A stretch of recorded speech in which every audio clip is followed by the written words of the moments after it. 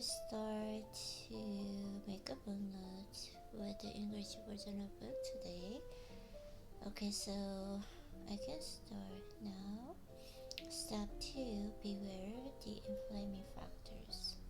Low-grade emotions continue to affect our thinking, and they originate from our own impulses. For instance, the desire for pleasing and comforting thoughts. High-grade emotion, however, comes at certain moments, reaches an explosive pitch, and is generally sparked by something external. A person who gets under our skin or particular circumstances. The level of arousal is higher and our attention is captured completely.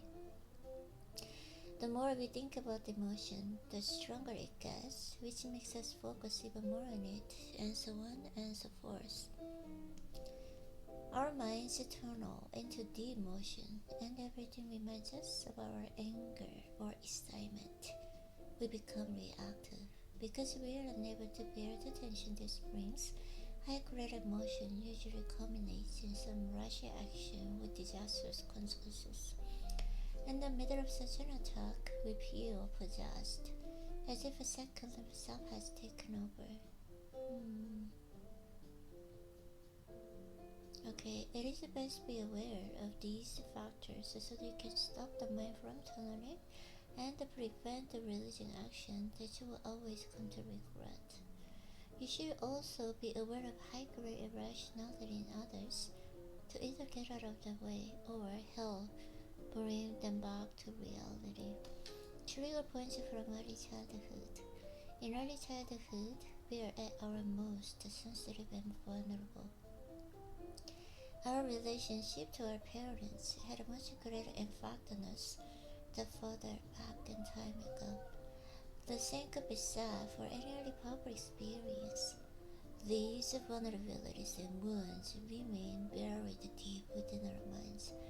Sometimes we try to repress the memory of these influences if they happen to be negative, grief, fears, or humiliations.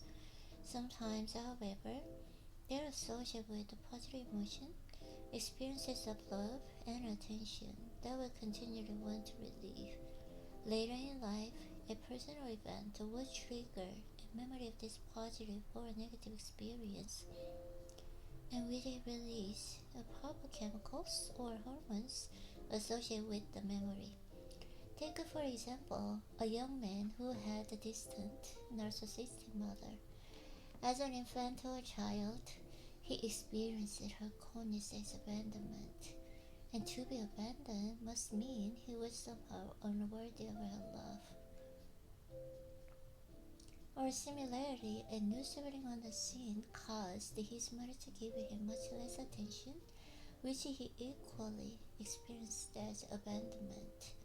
Later in life, in a relationship, a woman might hint at disapproval of some trait or action of his, all of which is part of the healthy relationship. This will hit a trigger point. She's noticing his flaws, which he imagines precedes her abandonment of him.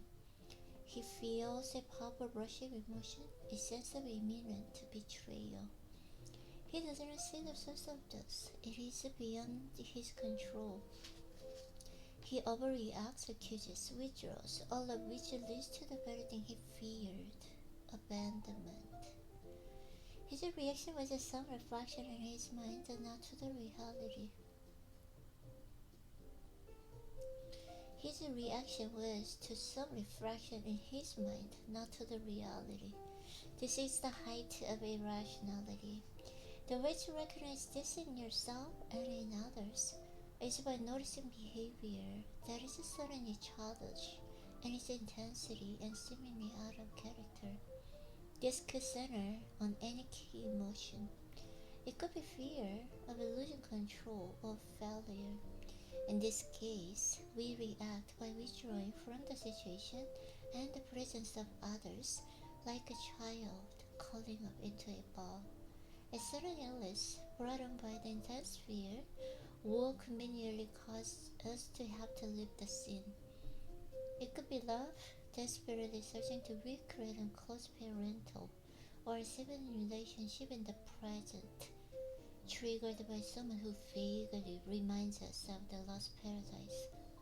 It could be extreme mistrust, originating from an authority figure in early childhood who disappointed or betrayed us, generally the father. This often triggers a sudden rebellious attitude.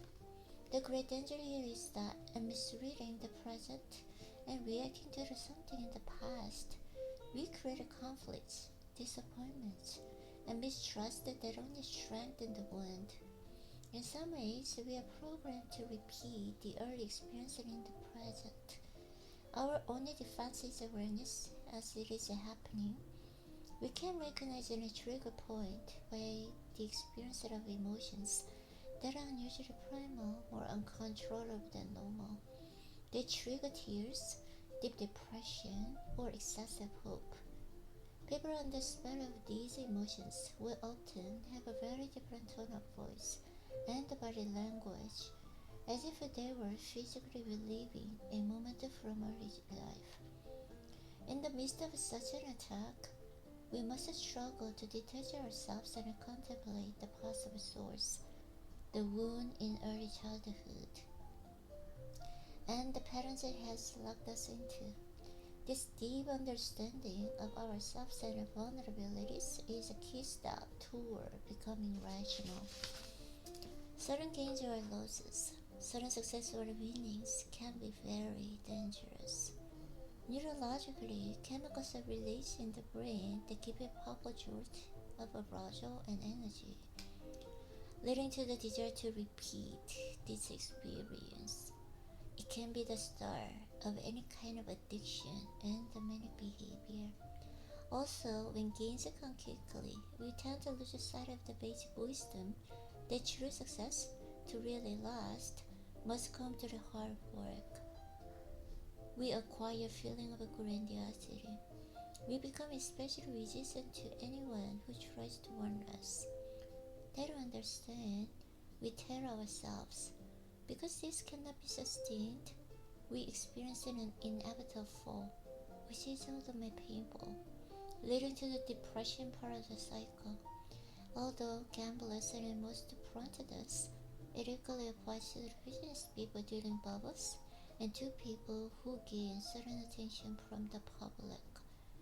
Unexpected losses or a string of losses unequally create irrational reactions. The solution here is simple. Whenever you experience an unusual gains or losses, that is precisely the time to step back and counterbalance them with some necessary pessimism or optimism.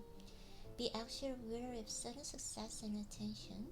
They are not built on anything that lasts and they have an addictive pull. And the fall is always painful. Rising pressure. The people around you generally appear sane and in control of their lives, but put any of them in stressful circumstances, with the pressure rising, and you will see a different reality. The cool mask of self-control comes off. They suddenly lash out in anger, reveal a paranoid streak, and become hypersensitive and often petty. Under stress or any threat, the most primitive parts of the brain are aroused and engaged, overwhelming people's reasoning powers. In fact, stress or tension can reveal flaws in people that they have carefully concealed from view. It is often wise to observe people in such moments, precisely as a way to judge their true character. Whenever you notice the rising pressure and the stress levels in your life, you must watch yourself carefully. Monitor any signs of unusual brittleness or sensitivity, sudden suspicions and fears disproportionate to the circumstances. Observe with as much detachment as possible, finding time and space to be alone. You need the perspective. Never imagine that you are someone who can withstand rising stress without emotional leakage. It is not possible, but through self-awareness and reflection, you can prevent yourself from making decisions you will come to regret. Group bias. Being in a group does not stimulate independent reasoning, but rather the intense desire to belong. It is often best to avoid the group setting if possible, in order to maintain your reasoning powers, or to enter such moments with the maximum skepticism. Demagogues in politics or media try to stir a continuous sense of panic, urgency, and outrage. They must keep the emotional levels high. Your defense is simple. Consider your reasoning powers, your ability to think for yourself, your most precious possession. Reasoning kind of intrusion upon your independent mind by others. When you feel you're in the presence of demagogue, become doubly wary and analytical. The irrational simply changes its look and its fashions. Rationality is something to be acquired by individuals. Step 3. Strategies and tools bring out of the rational self.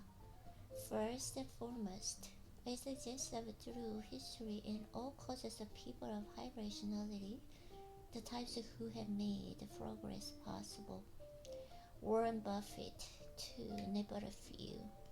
All of these types share certain qualities: a realistic appraisal of themselves and their weaknesses, a devotion to truth and reality, a tolerant attitude toward people, and the ability to reach goals that they have set.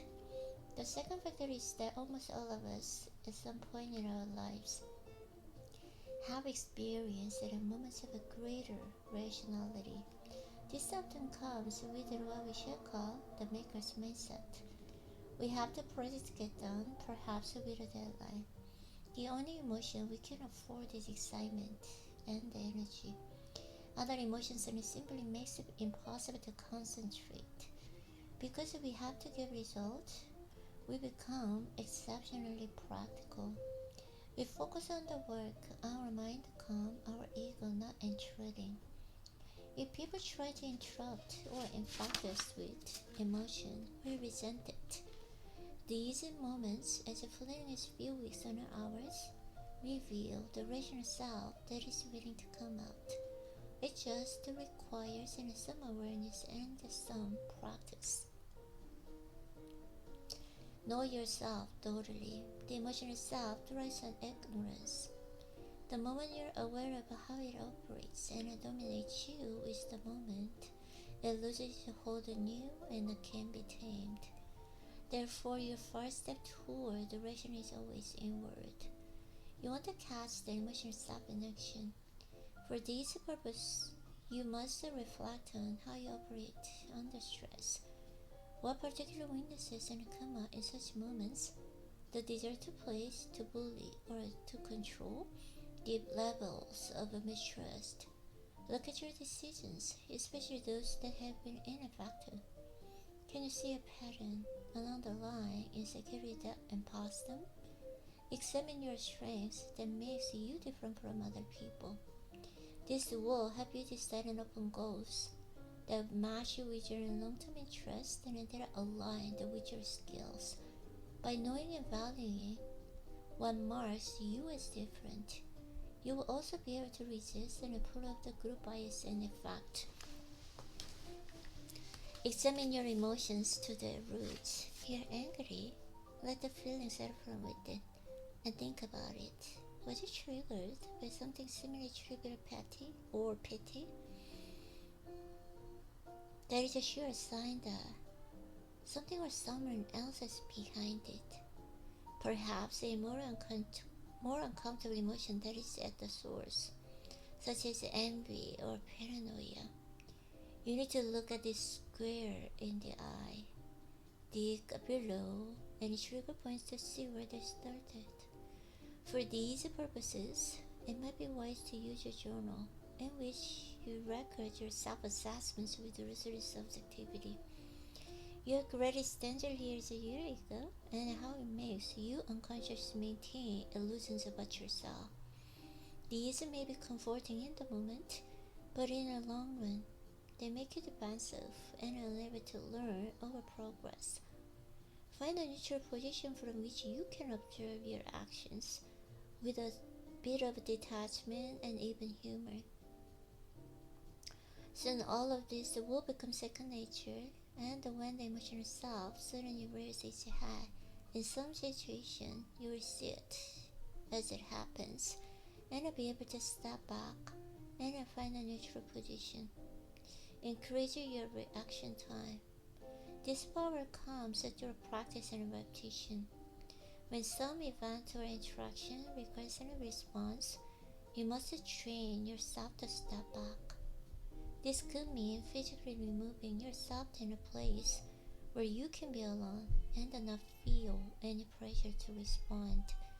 Or it could mean writing that angry email but not sending it. You sleep on it for a day or two. You do not make phone calls or communicate while feeling some sudden emotion, particularly resentment. If you find yourself rushing to commit to people, to hire or be hired by them, step back and give it a day. Cool the emotions down. The longer you can take, the better, because perspective comes with time. Consider this like a resistance training. The longer you can resist in reacting, the more mental space you have for actual reflection, and the stronger your mind will become. Accept the people as fact. The problem is that if we continue judging people, wishing they were something that they have not, we want to change them. We want them to think and act in a certain way. Most often the way we think and act. And because this is not possible, because everyone is different, we are continually frustrated and upset. Instead of see other people as a phenomena, as neutral, as in comments and plans. They simply exist. They come in all varieties and make life rich and interesting. Work with what they give you instead of resisting and trying to change them. Make understanding people as in a fun game. The solving of puzzles, it is all part of the human community. Yes, people are irrational, but so are you. Make your acceptance of the human nature as radical as possible. This will calm you down and help you observe people as dispassionately, understanding them on a deeper level. You will stop projecting your own emotions onto them. All of this will give you more balance and calmness, more mental space for thinking. Find the ultimate balance of thinking and emotion. We cannot divorce emotions from thinking. The two are completely intertwined. But there is inevitably a dominant factor. Some people more clearly governed by emotions than others. The horse is our emotional nature, continually impelling us to move. This horse has a tremendous energy and power, but without the rider, it cannot be guided. It is wild, subject to predators, and are continually heading into trouble. The rider is our thinking self. Through training and practice, it holds the rein and guides the horse, transforming this powerful animal energy into something productive. The one without the other is useless. Without the rider, no directive movement or purpose. Without the horse, no energy, no power. In most people, the horse dominates and the rider is weak. Instead of being slaves to this energy, we channel it. There is a sense of rationality. As an example of this idea in action, try to maintain a perfect balance between skepticism, rider, and curiosity, horse. The two can coexist. It is the balance that its geniuses possess. You have felt this in your own life when observing a project, time flying by, and experience an occasional burst of excitement as you make discoveries or progress in your work. There are other pleasures as well. Being able to tame the emotional self leads to an overall calmness and clarity.